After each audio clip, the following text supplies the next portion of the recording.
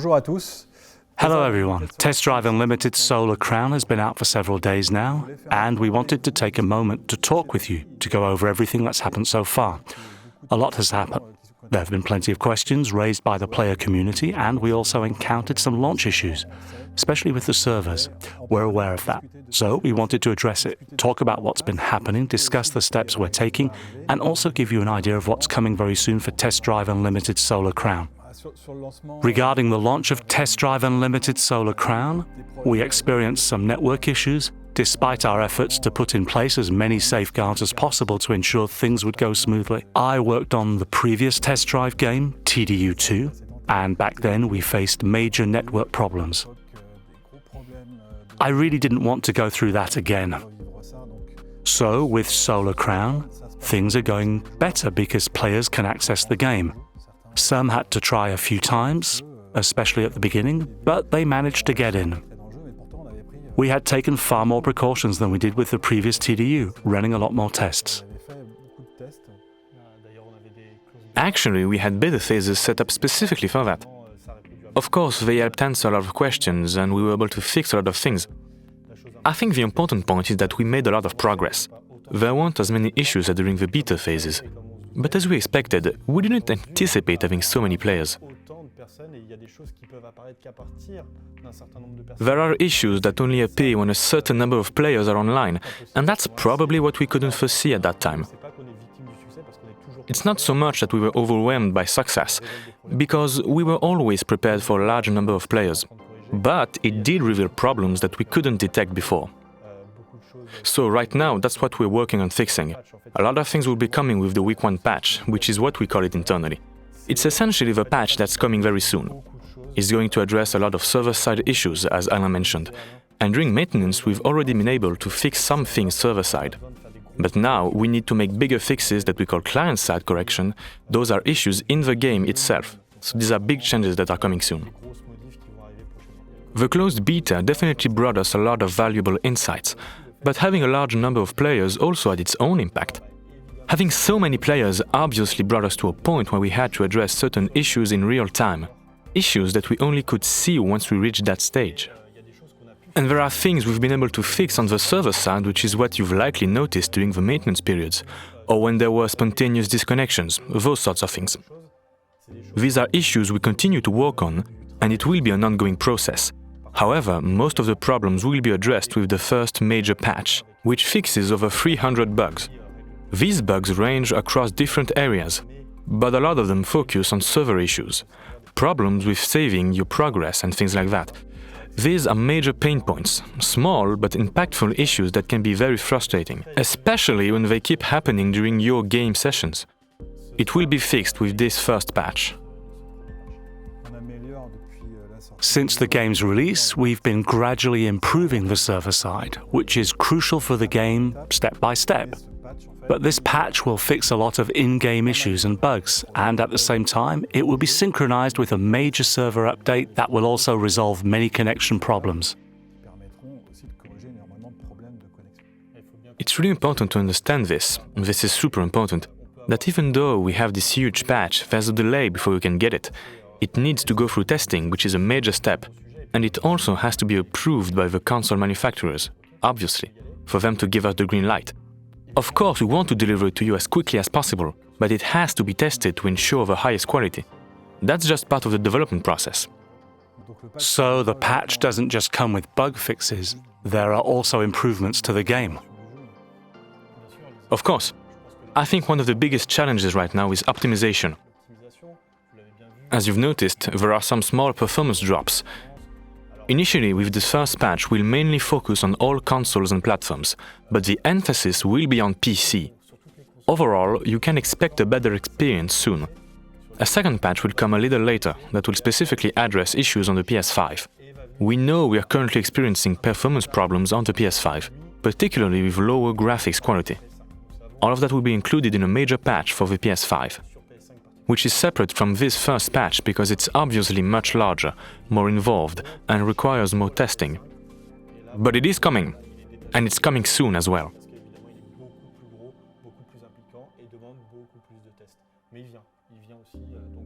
It'll come fairly quickly after the first patch. Yes, exactly. This patch comes with bug fixes, but it also coincides with the launch of the new season, That's right. the first season of the Solar Crown line. Exactly. As you can see, everyone was a bit hyped about the arrival of the season and the dates in the Solo Hotel, because those were the dates we had planned. So, as we mentioned, the patch actually contains more than we initially anticipated, and it specifically fixes some things related to the season. With the slight delay we have on the patch, we'll align the season launch with it, so when the patch arrives, the season will also start, along with the live events, the Solo Crown Live, which will kick off the Solo Crown competition. So, it's a small delay, and you'll see that, in the Solo Hotel, you'll need to take a little extra time and be patient to possibly win the new car. Well, yes, to win a Solar Crown Exactly. Live. We've seen in the gameplay habits and feedback we've received from players that there's a somewhat frustrating aspect for some of them of always encountering other online players. We already noticed this phenomenon during the closed beta, where we made a change to the lobbies that allows players to validate the race immediately without having to wait. There was a long wait time, and players didn't want to wait for others and find themselves with players they weren't interested in racing with. So, we implemented this change, and it's in the game now. But we also have other modifications planned to further ease the ability for players to play the way they want. Well, I think there are really things we want to maintain and others we want to evolve. I believe there are three main aspects. First, there's the end-of-life phase, moving the game toward this offline dimension where it can be delivered. Then there's the solo mode, as you mentioned, where we mainly want to focus on races because we know that the core gaming experience of TDU is, after all, racing. People join even though they enjoy free roam, etc., but to progress, they need to participate in races. So we want to make that experience as straightforward as possible. Thus, having a solo experience makes sense, and we want to offer that. On the other end, the third aspect is that we are still in an MMO, and we want to maintain that MMO dimension in free roam and in the hubs. This means fostering player interactions and continuing to encourage that. If we want to do it in the races, of course, we'll have the option to wait for other players. It really depends on each player's preferred style of play. We need to allow that flexibility in TDU. If someone prefers to progress in races in a more solo manner, they should be able to do that, and we'll be able to facilitate that soon. Playing with friends. Playing with your group of friends, or really waiting for PvP in races. And in any case, there are game modes like Time Attack that are solo experiences. There's Rocket, which is definitely multiplayer. And then there will be the first season of Solar Crown Live, which is really PvP. We've also been asked whether the game will support crossplay. That's something we've considered since the early design stages of the game. It's not really a technical problem because technically the player data from different platforms, whether on PC or console, can be mixed fairly easily. The challenge lies more in respecting certain constraints, such as between consoles and PC. There are many factors we need to be mindful of. For now, we prefer to concentrate all our efforts on the server side to ensure that everything works well in the main game. And then we'll study the technical aspects of crossplay in more depth. And you mentioned the idea of cross-platform. I know there's also an issue related to cross-region play that keeps coming up. If you have a friend in Canada and you live in Europe and want to play together, right now that's not possible. That's not something we've definitely shut down. It's just that there are technical constraints behind it. What we wanted was primarily to ensure competition by region and also to provide a fair play experience for players in the same region. For example, there will be a problem if you're playing in Europe against Americans. If you find yourself in the same race, you can be sure that you'll lag, and the racing conditions will be absolutely terrible. To ensure a really good experience, we prefer to keep people in the same region and compete in ranked matches and races simply to have a cool experience for everyone, limited to specific regions. To create large regions in which players are.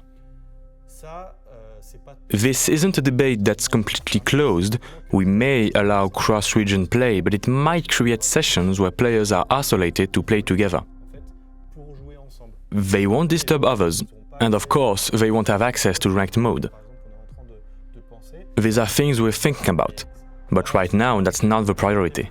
However, you see the principle, because I think it's important to understand that our goal, like with crossplay, is always to present something of high quality, and to understand its constraints, making sure that it works in our regions.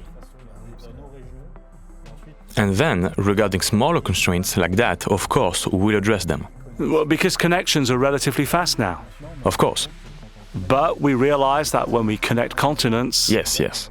we quickly experience lag. We've tested it, and yeah, it's better not to do it for now because Well, it's not the only... experience isn't enjoyable.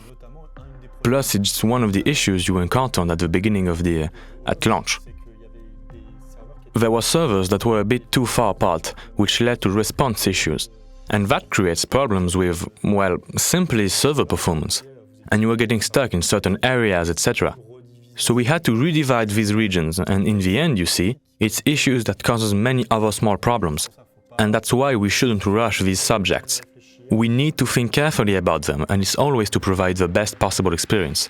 So it's really important for you to understand that we're trying to have a stable game, and now we're going to try to move to the next level, which means making the game better and better by putting building blocks together to construct a massive castle. It's true that we've received quite a bit of feedback on the AI in the game, particularly regarding difficulty. How it works in TDU is that when you first encounter the AI, during the onboarding phase, for example, they're not very strong.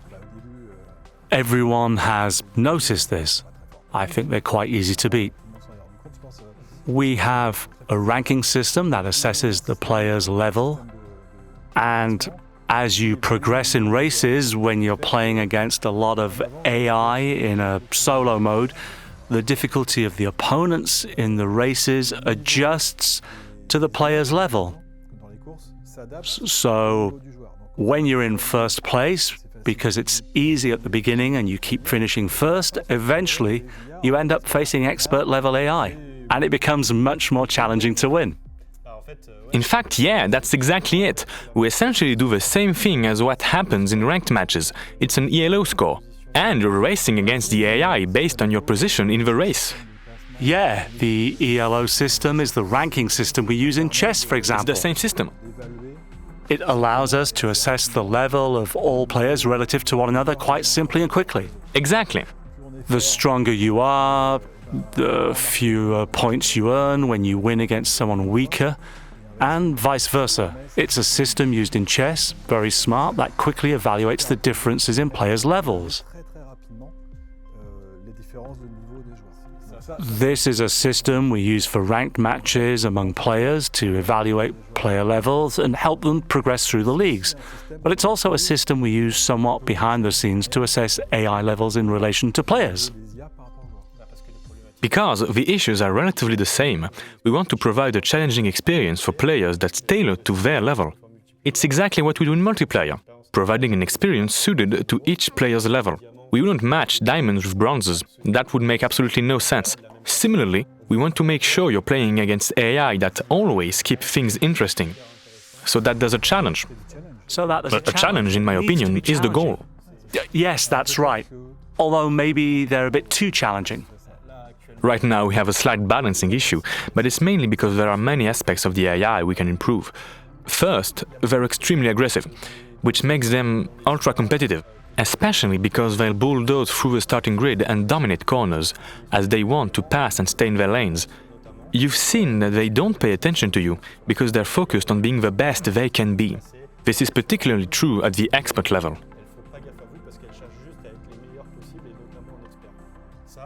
That can be a bit hardcore. It can be a bit hardcore. Currently, there's a parameter we've dialed back at first because we wanted to ensure our AI performs well, so we kept it. This is something that will be corrected gradually over the patches.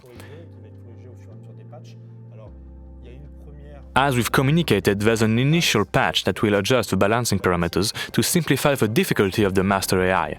But not just that, all AI will be rebalanced. We'll also be looking at aggressiveness, which will be adjusted too. What's really funny, and probably the most frequently reported issue, is that some cars, like a Bugatti at full speed, are taking a corner perfectly. This is because we have a parameter in the AI that allows them to say, okay, you can take this turn at maximum speed with a perfectly allowed drift angle.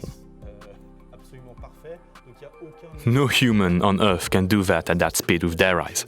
So we've basically created unbeatable AI, and we're sorry about that. There you go. I think now it's easier to go the I've other seen way. players beat them. There are AIs, so we have players who are robots. machines. That's something else. They're machines. And then there's also the perception. Many people reported that there are 2 CV passing us. I've seen that, it's true. While we're in an Audi TT, it feels strange. It feels strange. I was in an course. Alpine, but it was boosted, the 2CV. It was upgraded. Because there are things made for players that shouldn't apply to the AIs because, well, it's fun for the players. But right now, the AIs, well, they're trying to be competitive. And they take just about every vehicle. That's also something we'll be working on. Yeah, it's true that the upgrades on the 2CVs are crazy. They're really intense, mental. Yeah. So it is weird to be overtaken by a 2CV. But you can upgrade it in the game. The player can upgrade their 2CV to make it much more powerful than the... But this is an important topic, because the players who played in the first days of the game, well, we observed that the first players had what we call metas, which are cars that are clearly better than the others in their category. So, well, that's an important point. Test Drive Unlimited Solo Crown is an MMO, and as an MMO, we will need to make adjustments to the game. Sometimes we call it nerfs, things like that. Buffs. Buffs, exactly. We'll rebalance the game. It's important to communicate this to our players, since it's part of the life cycle of MMOs.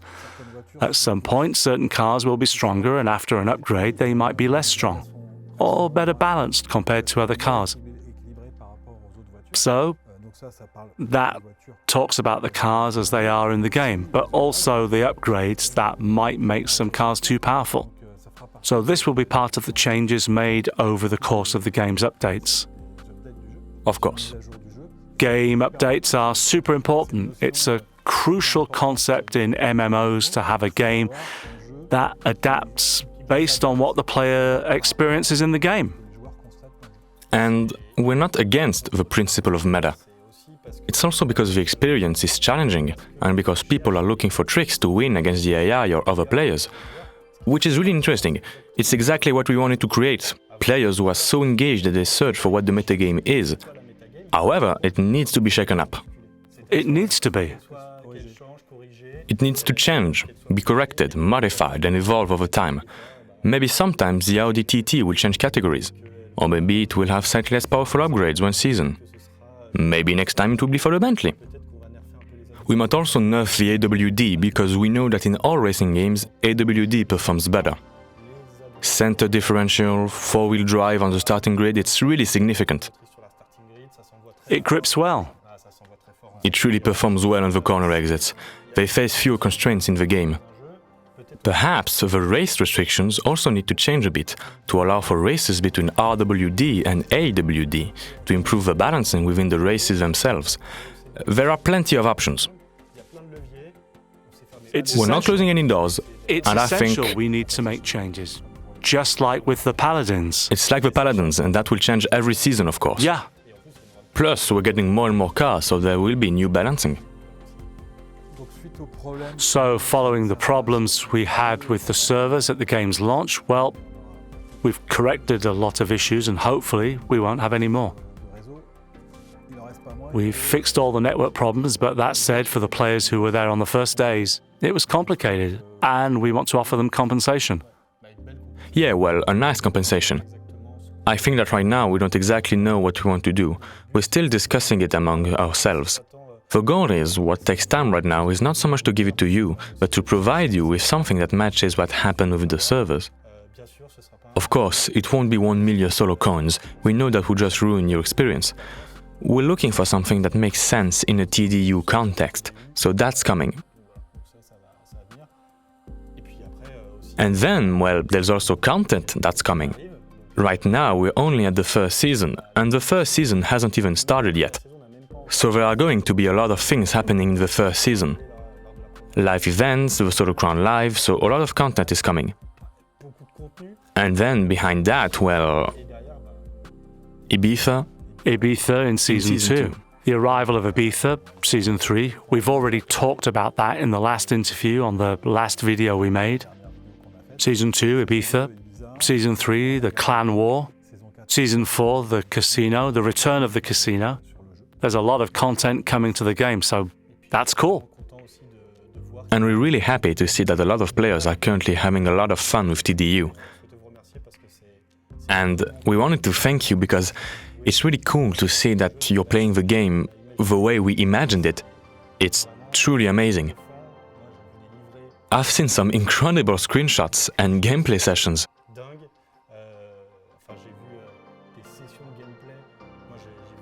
I've seen some streamers I follow regularly. They don't know this, but they're just monsters at driving, and they try hard every day. It's exactly the image of TDU, the cruising that's happening. It's really satisfying to find that in the game. We had connection problems, that's for sure, at the launch of the game. But thankfully, there are quite a few players who managed to play a lot. And what I felt is that they really loved the game. They spent a lot of time in it, truly experiencing natural progression, a lot of enjoyment, and a strong desire to advance. But also for those who know, at least from their comments, they found that test drive unlimited spirit again. And honestly, that's part of our goals. And we at Kyloton are very proud to have succeeded in recreating that feeling. That sense of being in a TDU, because it's a somewhat unique sensation. It's truly rewarding to see players feel that and love it. And the experience will only get better as the seasons go by. We'll gradually add more. Yes, we also have quite a few updates and improvements planned for the game, but in fact, we're already working on what comes next. We're listening and seeing what the players expect. We have some surprises too, because there are things we want to add to the game. We're not going to recreate TDU 2, of course. We're going to improve the game with things that already existed. But we'll enhance those aspects and add things that didn't exist before. Yeah, I'm really looking forward to seeing that and testing everything in the game. And there are things that aren't even announced yet that will be added over time, like small quality of life improvements, etc. So that's cool.